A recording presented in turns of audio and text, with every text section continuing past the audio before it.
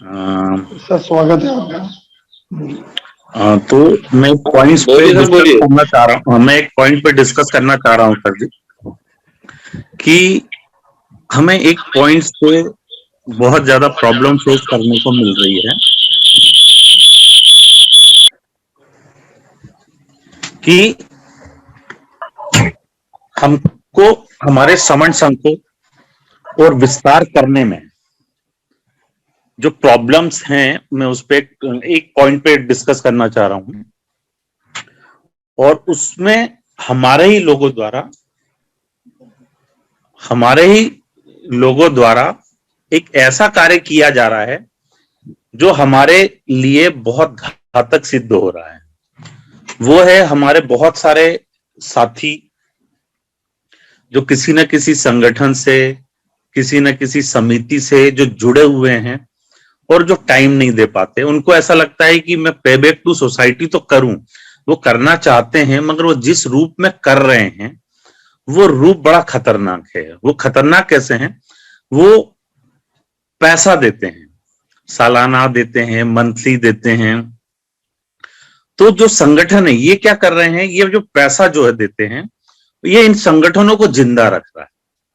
जो इतने सारे संगठन बन गए, और आप देखेंगे कि ये जो संगठन के हेड हैं, जिस इन संगठनों को जो संचालित कर रहे हैं, उसमें से अधिकांश लोग आप अपने आसपास ऑब्जर्व कीजिए तो आप पाएंगे कि उनको जो संचालित करने वाले जो लोग हैं वो बेरोजगार हैं।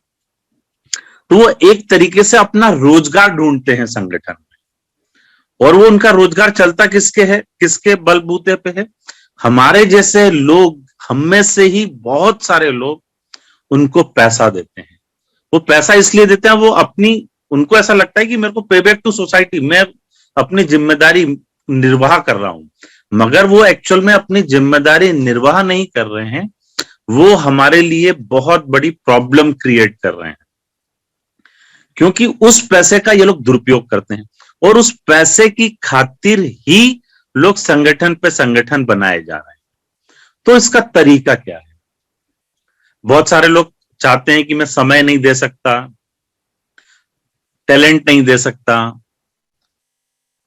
टाइम नहीं निकाल सकता, तो वो लोग क्या करते हैं, पैसा देते हैं। तो ये जो एक्ट है हमारे लिए बहुत नुकसानदेह हो रहा है।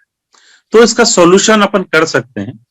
आपको लगता है कि मेरे आसपास कोई हमारे गरीब बच्चे हैं, कईयों ने बौद्ध विहार खोल लिया है, किसी ने स्कूल खोल लिया है, किसी कोई मेडिकल कर रहा है, तो उसमें क्या करते हैं लोग, पैसा मांगते हैं, संगठन पैसा मांगते हैं। और हमारे लोग भी चाहते हैं कि नहीं, मेरे को कुछ करना है, मेरे आसपास मेरे को कुछ करना है, तो वो लोग क्या करते हैं, इन संगठनों के माध्यम से करते हैं और पैसा दे के करते हैं। तो मेरा एक सुझाव है अपने सभी समण संगी भाइयों से कि आपको कोई भी लोग ऐसे मिलते हैं तो आप उनको समझाइए कि कैश डील नहीं करना है। आपको लगता है कि ये परिवार गरीब है, या स्कूल है, या हॉस्पिटल है, इसको कुछ देना चाहिए, तो आप उनको कैश कतई मत दीजिए। आप उनको बुक्स चाहिए तो आप उनको बुक्स खरीद के दे दीजिए। उनको कुछ अलमारी चाहिए तो आप उनको अलमारी खरीद के दे दीजिए। उनको टेबल चाहिए तो आप उनको, बहुत सारे लोग चाहते हैं कि मैं कुछ करूं, ये उन लोग के लिए सोल्यूशन है। वैसे हम तो चाहते हैं कि सब समण संघ में आए और एक प्लेटफॉर्म पे काम करें, मगर बहुत सारे लोग ऐसे अलग अलग कर रहे हैं। तो वो जो पैसा दे रहे हैं उसके कारण हमें बहुत नुकसान हो रहा है। और आप देखेंगे कि उनको चलाने वाले लोग भी बेरोजगार लोग हैं, वो अपना रोजगार ढूंढते हैं। तो हमको ही ये बंद करना पड़ेगा।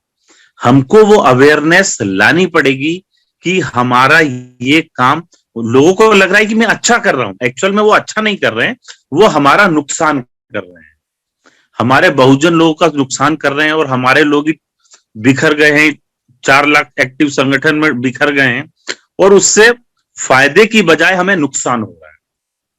तो इसको हैंडल कैसे किया जाए? इस प्रॉब्लम को, इस प्रॉब्लम को हैंडल करने का तरीका यही है कि उनका कैश, उनका चंदा उनको बंद कर दिया जाए। तो मगर बहुत सारे हमारे लोग जो टाइम देते नहीं हैं, वो अब दे नहीं पाते, तो उनको लगता है कि नहीं मेरे को कुछ करना है, तो वो अपनी नैतिक जिम्मेदारी पूरा करने के लिए पैसा देते हैं और उनको सेटिस्फेक्शन मिलता है कि मैंने कुछ कर दिया।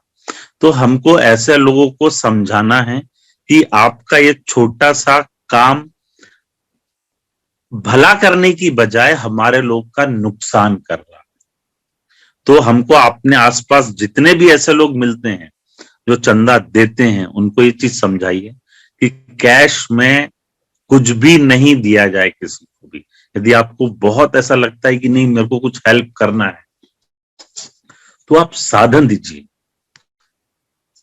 अपॉर्चुनिटी प्रोवाइड कीजिए